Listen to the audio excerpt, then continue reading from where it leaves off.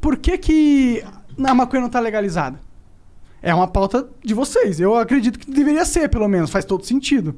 Porque a maconha foi algo político, ser usado político, pra submeter. Mesmo aquela coisa da escravidão. Você aprova uma lei que só o alfabeto pode votar. Analfabeto. Alfabetizado pode votar. Tá. E aí, nos Estados Unidos, aconteceu a mesma coisa. Tu pegava... o que a comunidade tá usando? Maconha. Na comunidade negra. Que ela tá dando maconha. Vamos fazer o quê? Vamos proibir maconha? Porque aí nós temos uma desculpa pra proibir a comunidade. É muito recente a proibição da maconha. É. Então, isso é uma pauta que, pô, em teoria máxima... Se estourou, assim, nos Estados Unidos lá, foi o gatilho pra uma porrada de coisa. Né? E a gente meio que copiou essa... Acho que é um pouco anterior à lei seca. Não é muito anterior à lei seca. E por que a proibição da maconha? Ela é um pouco anterior à lei seca. A lei seca caiu e essa não. Então por que o PT não batalhou nesse sentido, por exemplo? Porque uma das frustrações do gordinho médio do Brasil é que, porra, o PT fala que tem essas pautas de esquerda, mas milhares de pautas de esquerda que são muito importantes, ele não deu...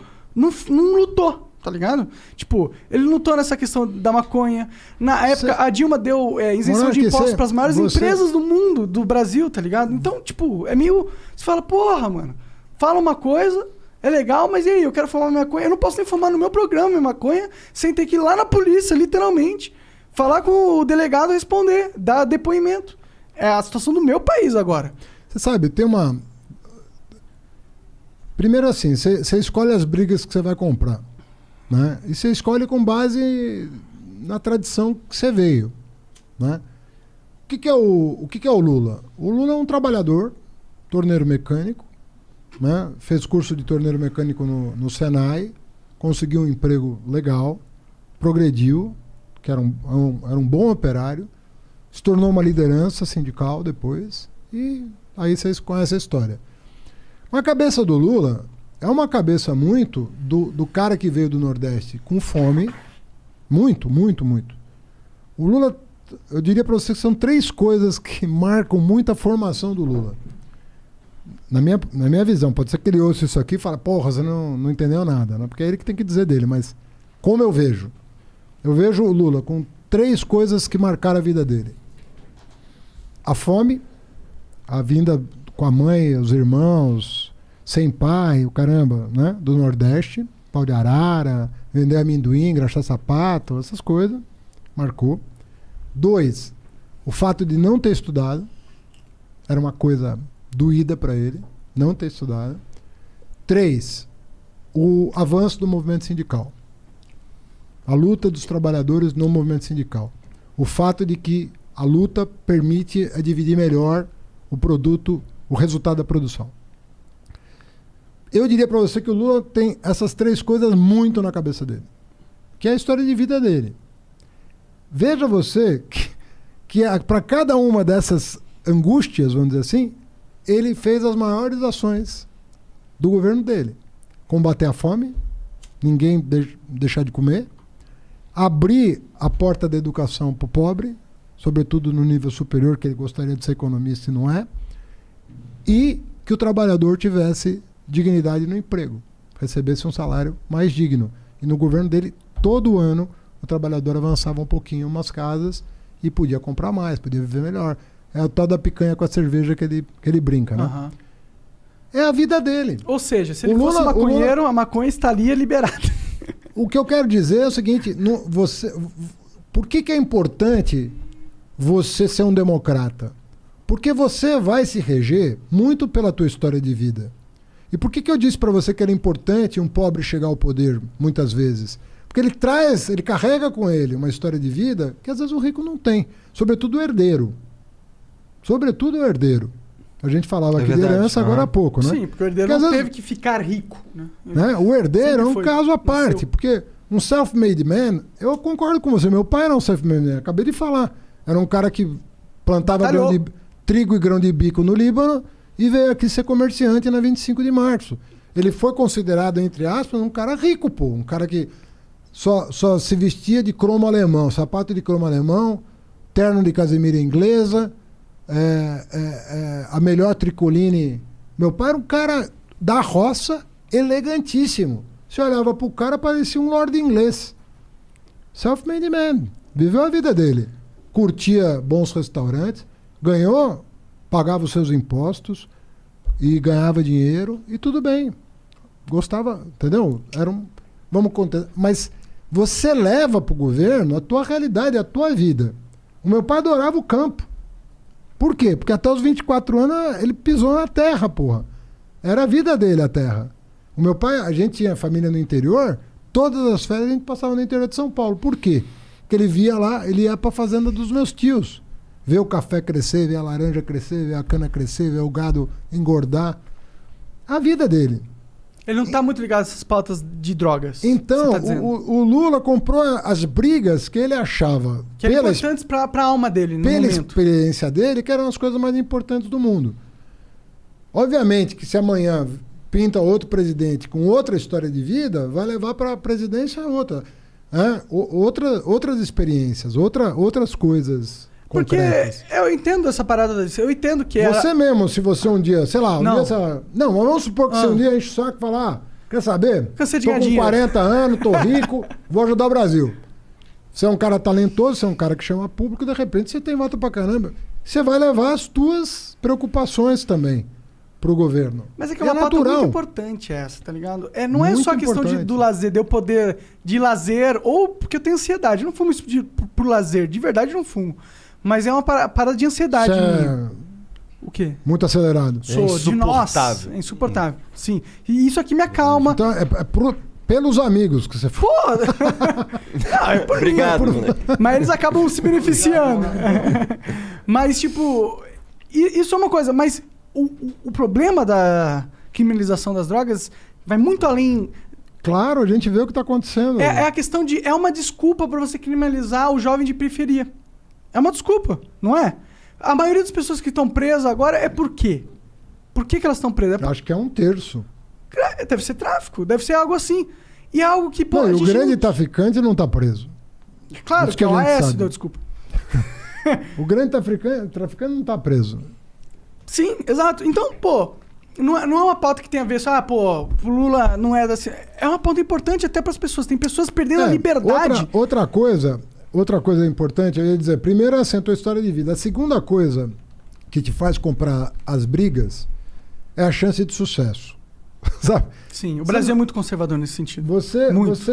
É difícil você comprar brigas sem nenhuma chance de sucesso. Sabe por quê? Você só vai ficar com desgaste.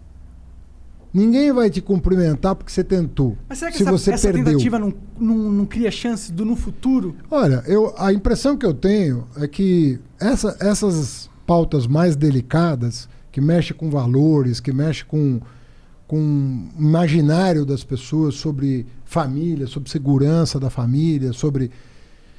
Isso tem muito, você tem razão, tem muito mal entendido sobre isso. As pessoas não conseguem compreender como melhorar a situação sem aumentar risco para ninguém, pelo contrário, diminuindo os riscos, né?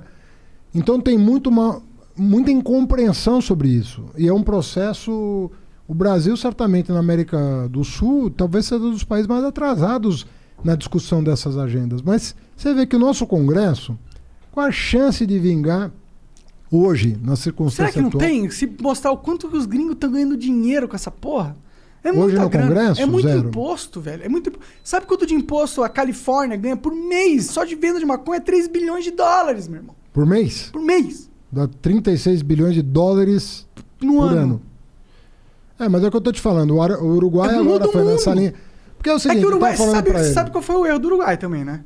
O erro? É, você O sabe. Estado Você não sabe? controla a produção, caralho. Ah, isso eu não sabia. É um erro do Uruguai. O Uruguai. Tipo, hoje o em dia, se eu Estado quiser controla- plantar na minha casa e vender, eu não posso. Eu tenho que ter uma autorização. Tem que ser uma farmácia pra vender, entendeu? Isso é muito ruim. Porque o que Não acontece? é como na Holanda. Não, como nos Estados Unidos. Você restringe demais a demanda. Quando você. A oferta. Quando você restringe a oferta, o que as pessoas vão fazer? Tem uma demanda. Se a oferta legal não supre a demanda vai comprar ilegalmente. Você sabe que teve uma lei em 2006 que queria flexibilizar o lance do porte, né? Do cara com baseado não ser preso.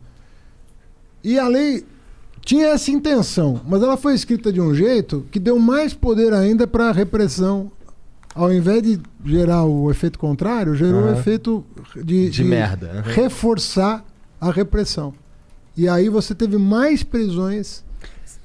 Hoje você está com as penitenciárias lotadas e você vai ver assim, bom, é o traficante que eu peguei? Não, é o cara que estava com um bequezinho ali na esquina e que ele era negro, tomou ele um tapa na orelha, respondeu às vezes para a autoridade, já foi por desacato, já deu a confusão toda. Não tem uma estatística que 50% dos casos não foram nem julgados ainda? É 40%. Que absurdo! Eu tô na cadeia, eu não sei nem por que eu tô na cadeia, o Estado nem sabe por que eu tô na cadeia, o Estado nem foi averiguar o porquê eu tô na cadeia, se tá justificado eu estar na cadeia, não tá justificado. Não é um absurdo isso? E a guerra contra as drogas é um grande combustível dessa parada, entendeu? Imenso. Mas... Não, tem muita coisa. Agora, é fruto também de amadurecimento da sociedade. A sociedade brasileira é muito conservadora, né? Se a gente fizesse um plebiscito, tu acha que ia ser... Não acho. Já teve várias pesquisas sobre isso. Não Pior que eu também acho que não liberariam. Bom, então aí nesse caso, não dá pra gente forçar, né? Se você... Não dá pra forçar, dá pra gente conversar com as pessoas e explanar os motivos pelos quais seria muito mais inteligente a gente legalizar. Existem vários caminhos para ir abrindo um pouco essa discussão. O primeiro caminho é da sociedade. A sociedade e mudando a cabeça, vendo assim, o que é melhor para a sociedade. Essa mortandade que está acontecendo aí em torno de uma coisa... Né? Normal, como o álcool, natural. Que faz menos mal às vezes que o álcool. Menos né? mal, com Dependendo certeza. da quantidade que você ingere, muito pior. Não tem overdose de maconha, mas tem overdose de álcool. Pois é, mas o que eu quero dizer é o seguinte. Primeiro, assim, quando a sociedade amadurece, como vários países do mundo aconteceu. Segundo, quando o Congresso está mais aberto a esse tipo de discussão, sem a malandragem de botar o dedo na cara de um cara que está defendendo uma posição, dizendo que você é contra a família, você é contra isso, você é contra aquilo, você é maconheiro. Porra, às vezes o cara tá falando, cara, esse não é o caminho. Não é esse o caminho. Eu nem fumo essa porra. Eu não quero ficar prendendo jovens negros de periferia. É isso. Então se um cara fala, eu nunca botei maconha na boca, mas eu sou contra prender um cara que pôs, o cara já vai ser taxado de maconheiro, já vai perder voto, já vai isso, já vai aquilo. Então, já vai... o Eduardo Jorge, né? Já vai por aí. Terceiro ponto. Em alguns países, as cortes constitucionais decidiram. Com que alegação? O direito de minoria. Fala, pô, o monarca aqui não está fazendo mal para absolutamente ninguém. Se ele fizer, ele vai responder pelo ato. Mas isso que ele está fazendo aqui pode estar fazendo mal para ele. Mas ele não está fazendo a partir disso mal para ninguém. Se ele matar alguém, se ele matar alguém, vai responder por homicídio. E talvez até agravado pelo fato de ter... entorpecido no momento. De ter ingerido entorpecente. Então, às vezes as cortes constitucionais no mundo, algumas chegaram a dizer o seguinte, olha, a lei não pode dizer isso. Eu não posso...